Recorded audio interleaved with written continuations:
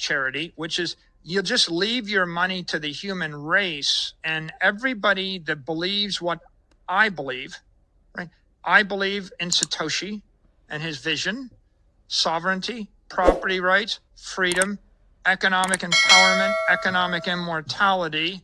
I believe nobody should be able to steal your money. I believe you should get to keep it. And so if I believe that and I burn those keys, then I have made everybody in the network that much richer and more powerful forever.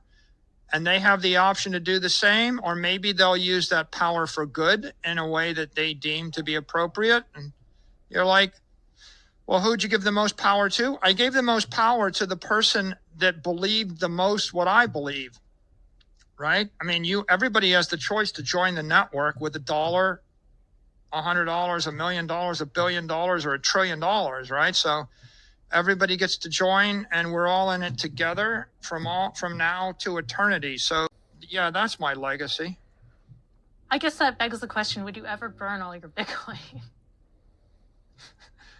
I think that I've just answered the question in the most responsible way that anybody would ever answer the question. Welcome back to the channel. That was Michael Saylor telling you that he's never going to sell his Bitcoin even after he passes away. He's taken his Bitcoin to the grave.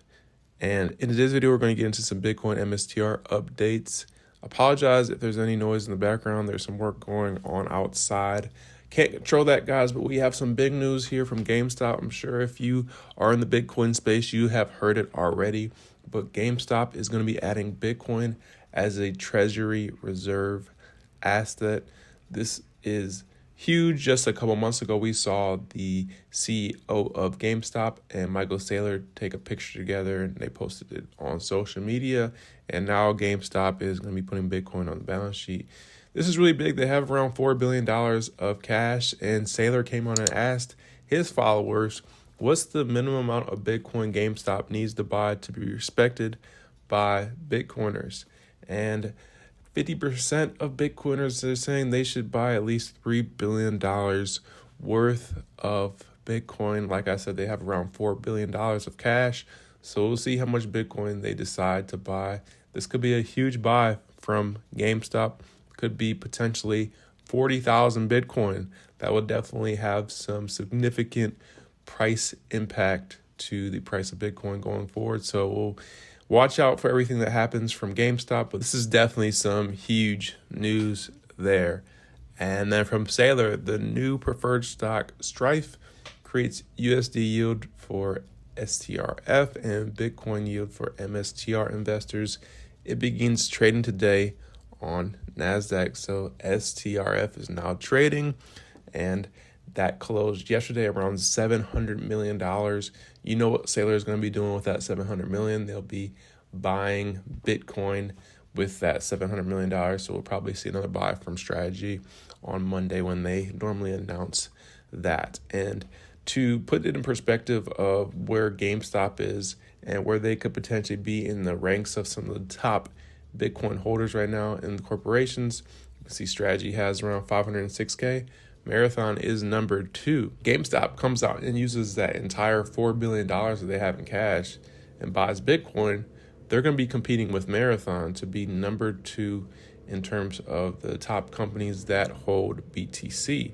So we'll see how much they buy, but it's going to be really interesting. Like I said earlier, this could put a huge price impact on Bitcoin, and it's actually really interesting right now because we have a potential S&P inclusion for Strategy.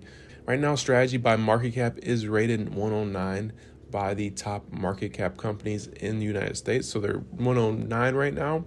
And for S&P inclusion, potentially to wipe out all the last years of negative earnings, Bitcoin would have to be around $98,000 to call it safe. And obviously right now we're nowhere near $98,000. To get up to $98,000 from the current price, we'd have to see Bitcoin go up around 12% in about 5 days, because Monday is going to be the last day of the 31st. We've seen Bitcoin make moves like that in the past. I mean, if you look at these 5 days here, Bitcoin made a move of 20%. So we could definitely see Bitcoin make a huge move in a short amount of time, We've seen that in the past, but it does look like we're probably not going to get Bitcoin to be $98,000 at the end of Q1. So we may need to wait till potentially next quarter or sometime later this year for the S&P 500 inclusion to happen for MSTR. But if it does happen and Bitcoin goes up to $98,000, that's obviously going to take the price of MSTR up quite a bit. But with everybody speculating the S&P 500 inclusion, that would take the price up even more. And we saw the same thing with the QQQ inclusion. And understand that there are passive flows that go into these indexes, and the S&P 500 is the biggest index. And if they're coming in at 109 or potentially 100, if Bitcoin, goes up to 98,000, they're going to climb these ranks. They're going to get a huge allocation to then go buy Bitcoin from the S&P 500. So that could be really big, something that we're going to be watching out for. Not saying it's going to happen, but just, something to watch out for there over the next couple of days. And strategies at 3:30 right now. We have Bitcoin at around 87,000. This is MooMoo. If you need somewhere to trade strategy, you can sign up using our affiliate link. You get up to 30 free stocks valued up to $2,000 each. Make sure to check that out. Let's go ahead and get into some other news here. We have KULR. They acquired another 56 Bitcoin for around $5 million. They bought it at around 88K. They now hold 668 Bitcoin. So KULR continuing to buy more and more BTC. We have BitMax. They acquired an additional 38 Bitcoin. They also are buying Ethereum.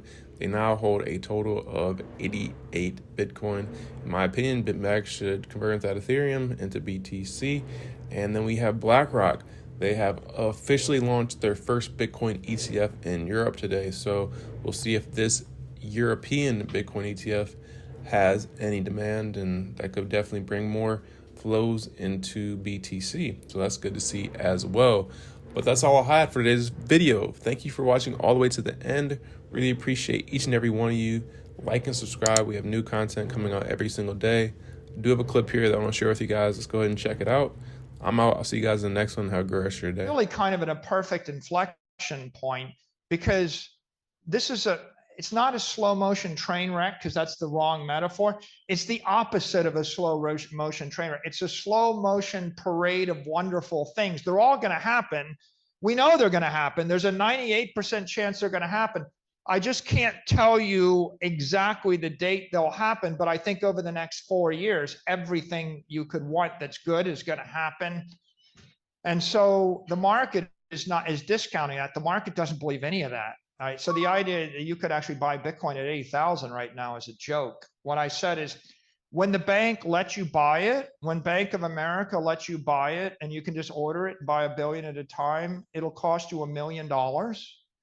And when the bank, when your traditional banker recommends it to you because it's growing 20% a year and it's risk-free in their opinion, it's going to cost you $10 million.